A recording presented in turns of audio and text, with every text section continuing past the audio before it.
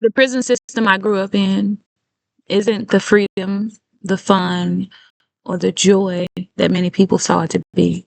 I grew up in a household 2 stories high, big front yard, big backyard, nice neighborhood.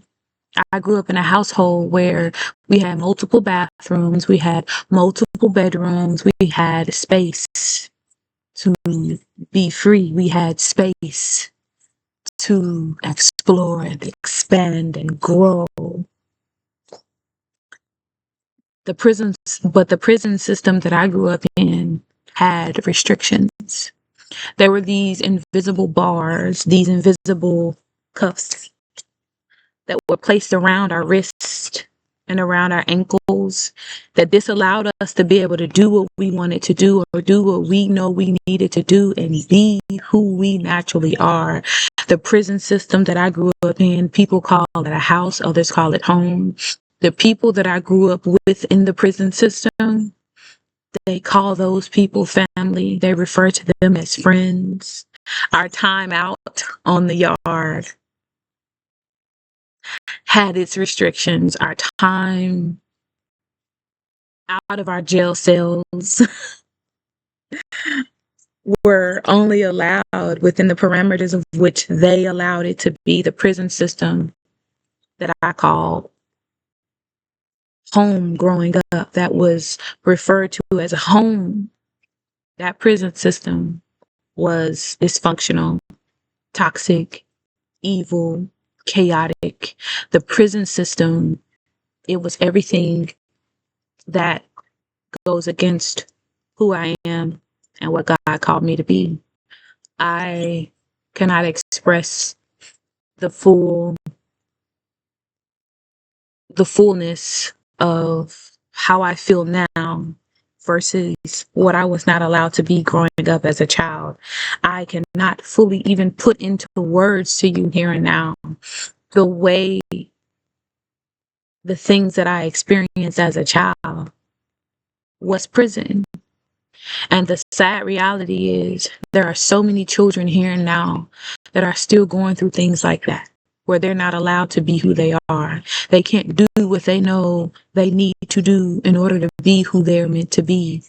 Parents are disallowing their children to be who they are because it's too uncomfortable. It's an inconvenience.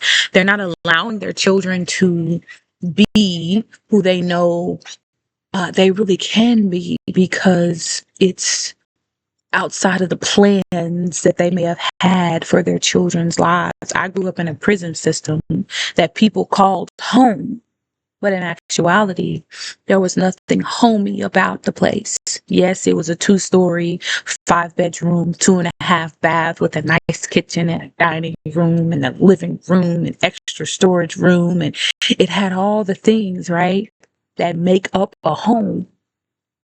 Yet home was nowhere in sight. Home was nowhere to be found. I experienced every type of physical, mental, emotional, financial, sexual abuse that you could ever imagine experiencing, and still people continue to call the place home. People continue to say, oh, well, at least you have a home. To them, that was a win.